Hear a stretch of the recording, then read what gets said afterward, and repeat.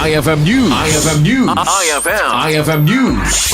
Talo Sustainable Livelihood Program Associations when SLPAs manipod iti municipalidad ti Paway ti karaman kadagiti mawat ti Product Development and Advancement Grant when PDAG bayat ti panakaiwaras dagiti livelihood grants ngayon daluan ti opisina ni Congressman Angelo Marcos Barba iti panakitinulong iti Department of Social Welfare and Development anangay met iti San Nicolas Ilocos Norte ti mabuno ni Mayor Sheila Galano iti nasaong aktibidad tapno ipakita na ti suportahan na kadagiti benepisyaryo ken pasingkada naman ti panagkumit iti munisipyo ti Paway kadagiti ganwat amang pipigsa kadagiti programa iti panagbiag anay batay ti komunidad ken mang parnoy kadagiti sustainable economic opportunities.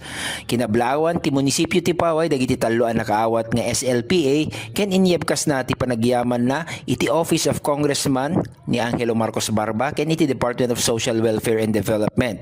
Iti agtultuloy a panagtinulong da amang pabileg kadagiti komunidad babaen iti Sustainable Livelihood Assistance.